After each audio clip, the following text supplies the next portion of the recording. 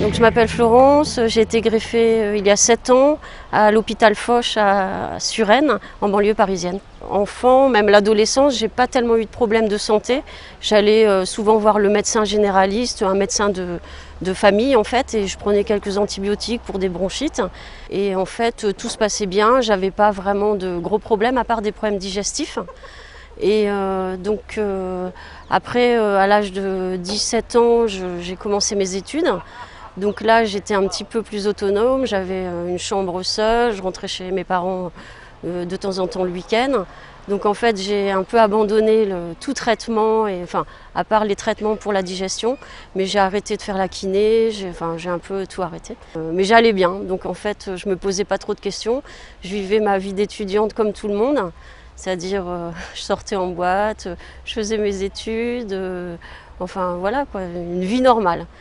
Et c'est vrai que petit à petit, j'ai commencé à aller plus mal, mais j'ai toujours continué à travailler, tant bien que mal. J'ai beaucoup voyagé aussi, dans des conditions plutôt sac au dos, prendre un billet d'avion et puis après me débrouiller seule en arrivant dans le pays. Et là, après, à l'âge de 26 ans,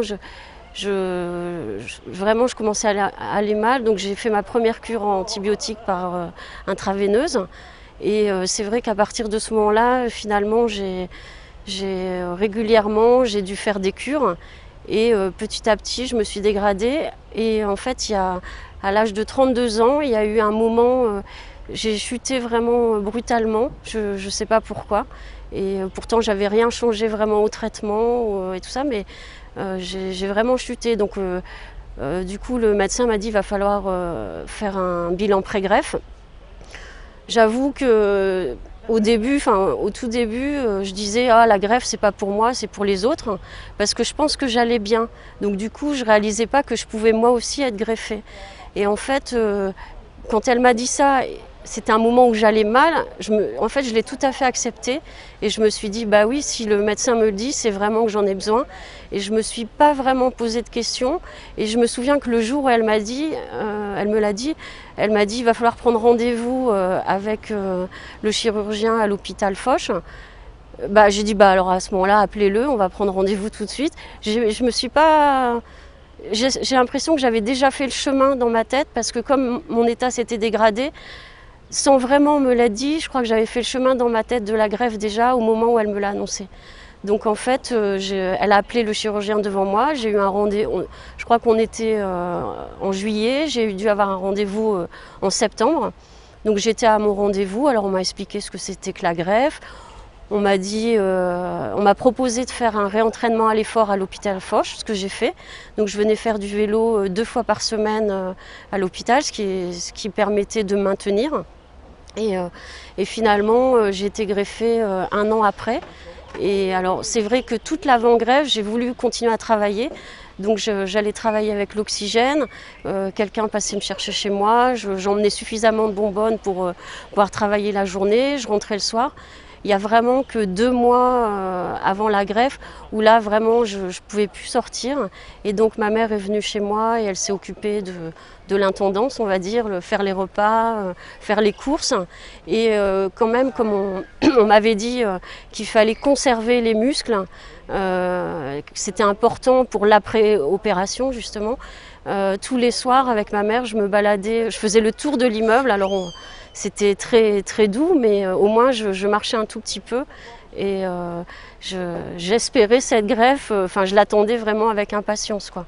C'était vraiment, pour moi, comme je travaillais et que je voulais continuer à travailler, et que pour moi la greffe c'était juste une étape, il fallait que je la fasse pour pouvoir continuer ma vie justement. J'avais l'oxygène, la ventilation quasiment en permanence et puis l'antibiotique, des antibiotiques aussi en perfusion en permanence.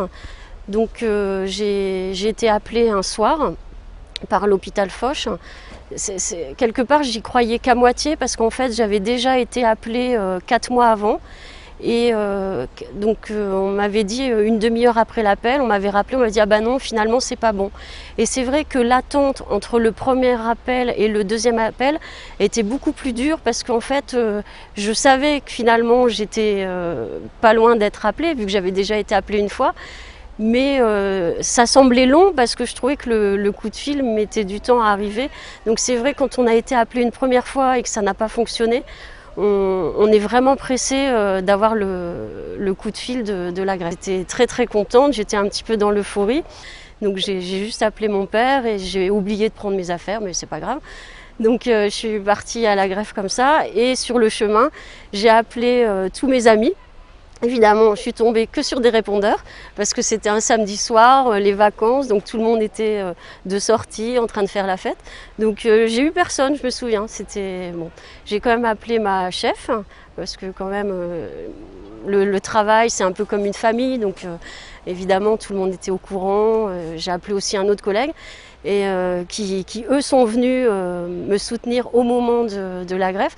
Donc j'étais dans la salle, je ne sais pas si c'est la salle pré-opératoire, enfin je ne sais pas comment on dit, mais bon. J'étais dans la salle de préparation. Donc les infirmières m'avaient douchée, j'étais allongée, et donc j'ai ma mère qui était là, ma chef qui était là et un collègue qui était venu me dire un petit coucou. Donc finalement j'étais quand même entourée juste avant la greffe. Et à ce moment-là, c'est quand même assez émouvant. On n'a pas vraiment peur, mais quand même on se dit et quand même il va nous. Enfin, moi j'étais très contente, mais donc je pense que c'est pour ça qu'on n'avait pas très peur, mais quand même on ressent un truc, surtout au moment où on nous emmène au bloc et qu'on voit les autres qui restent là et nous on part dans le lit. Là c'est vraiment un moment quand même assez émouvant. Juste à la sortie de l'opération, moi j'ai été désintubée tout de suite, donc je suis sortie, je pouvais parler. Et donc ma première réaction, ça a été de dire est-ce que c'est bien moi qui respire? Est-ce que ça va? Et j'entendais les brancardiers qui me disaient oui madame, tout va bien, vous avez été opérée, c'est vous qui respirez, voilà. Donc j'étais rassurée. Et après, la deuxième chose à laquelle j'ai pensé en sortant vraiment tout de suite de l'opération, c'est compter. Parce qu'il y avait une fille qui avait été greffée, qui avait raconté ça sur internet. Elle avait dit, pour savoir si j'ai encore toute ma tête après la greffe, j'avais compté, j'avais remué mes doigts de pied. Alors moi j'ai fait pareil et j'ai compté.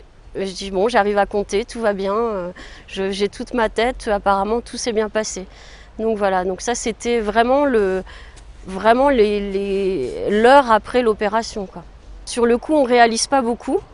Et c'est seulement une fois qu'on est dans la salle de réanimation qu'on réalise que vraiment, là, on est opéré, qu'on est attaché de partout avec des tuyaux, des fils, et qu'il y a un balai d'infirmières là dans la chambre. Et là, on prend conscience de la lourdeur de l'opération, parce qu'effectivement, on ne peut plus trop bouger, on se sent quand même un peu bizarre.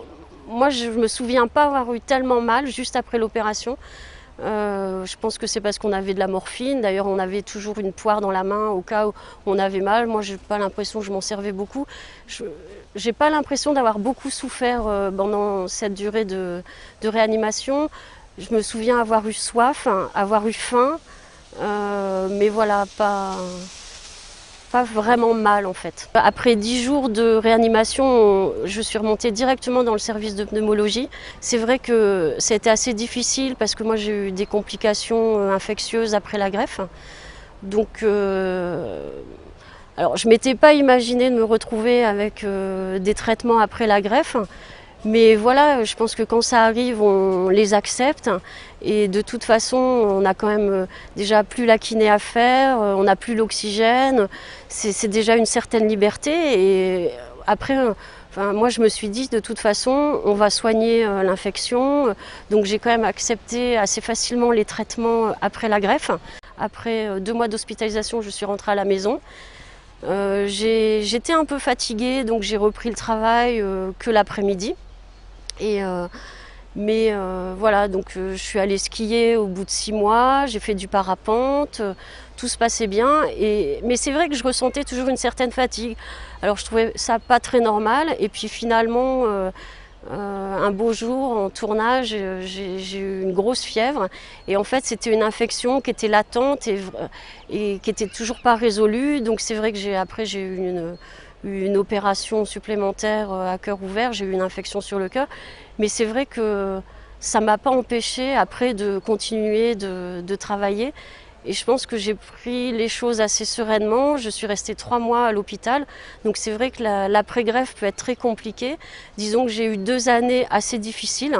Toujours avec le travail, les amis, les sorties. Et je pense que j'ai été beaucoup soutenue par mes amis et la famille. Je pense que c'est aussi ce qui m'a permis d'accepter tous les traitements après la greffe. Et quand même, malgré tous ces traitements, il y avait quand même un vrai changement dans la vie.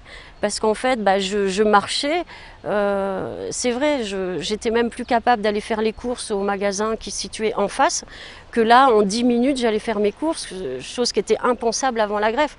Donc je pense qu'on accepte beaucoup plus les traitements après la greffe parce que justement, on a une amélioration du confort de vie, une amélioration de la vie tout court, ce qui permet d'accepter d'autres choses. Et voilà, au bout de 2 ans, il ne me restait plus que comme traitement une perfusion par jour. C'est vrai que ça peut paraître lourd, mais finalement, c'était pas si lourd que ça. Ça m'a jamais empêché d'aller tourner en Algérie, tourner en Crète, faire des repérages dans le Grand Nord au Canada. Enfin, voilà, j'étais très autonome malgré tout. Je voyais pas ça comme finalement un handicap. Moi, j'avais retrouvé la vie, donc je me disais, il faut être patient. Peut-être qu'on va trouver un médicament qui me permettra d'arrêter ces perfusions. J'ai toujours gardé espoir de toute façon que cela change. Et je crois que c'est ce qui a permis aussi d'apprécier la vie comme je l'apprécie aujourd'hui. Donc aujourd'hui, 7 ans après la greffe, j'ai l'impression de mener une vie tout à fait normale, comme tout le monde. Donc j'ai un travail qui me prend beaucoup de temps. Je travaille dans le cinéma, donc je suis directrice de production sur des films de long métrage ou des courts métrages. Donc ça m'arrive de partir à l'étranger pour des tournages ou même de travailler souvent aussi à Paris, dans les bureaux. Mais la greffe a permis de reprendre une vie normale. Mais je pense que j'étais pas vraiment sportive avant la greffe. Je fais un minimum parce que je pense que c'est important après la greffe de s'entretenir. Alors, mais après c'est un vrai choix personnel. Il y a des gens qui choisissent vraiment de s'éclater dans le sport. Et moi, j'ai pas décidé de m'éclater dans le sport. Je m'éclate dans mon travail. Par contre, je vais au travail à pied. Donc j'ai une demi-heure de marche le matin. Le dimanche matin, je fais une demi-heure de piscine. J'estime que ça entretient un petit peu les poumons et pour moi, ça me paraît suffisant. Voilà, c'est un choix personnel de plutôt m'éclater dans le travail que dans le sport. Voilà. Donc la vie d'aujourd'hui aussi, c'est d'avoir des projets. Alors je pense que des projets, j'en ai toujours eu, même avant la greffe. Je pense que c'est aussi pour ça que je suis partie à la greffe confiante et que j'avais envie de cette greffe parce que justement, j'avais toujours des projets en tête et j'ai toujours envie de les réaliser. Alors d'être greffée, ça fait qu'on augmente la liste des projets.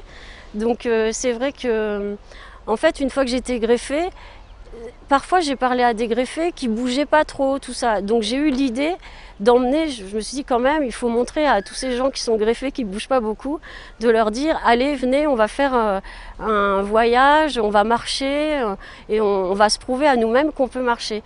Et au début, je voulais organiser ça, mais sans pour autant le filmer. Et en fait, j'ai parlé avec des collègues au bureau et je me suis dit, tiens, pourquoi pas faire un film de cette marche. Et donc on s'est dit, organisons ça et on va le filmer. Et de là est né le film À l'Ouest un souffle nouveau. On a emmené 6 greffés marcher en Irlande, dans la région du Buren, une région magnifique, très nature, avec des montagnes finalement pas très hautes, maximum 300-400 mètres, parce qu'il ne fallait pas non plus choisir quelque chose d'insurmontable. Et pour des personnes qui finalement n'avaient jamais voyagé après la greffe.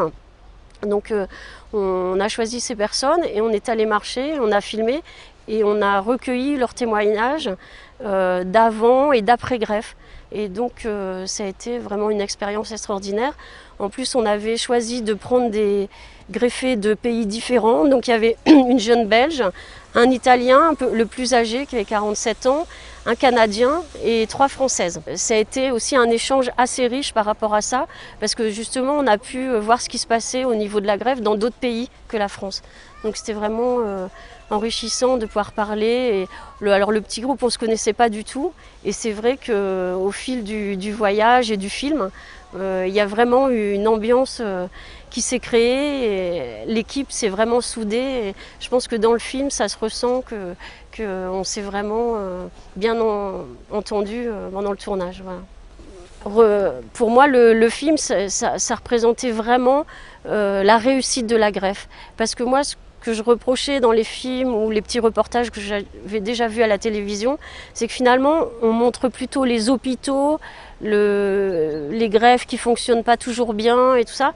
Et moi, ce que je voulais montrer, c'est que ce qu'on était capable de faire après la greffe et vraiment montrer le côté positif de la greffe. Donc c'est vraiment, ça me tenait à cœur et pour moi, aussi l'autre but du film, c'était vraiment de promouvoir le don d'organes à travers un film positif. Voilà.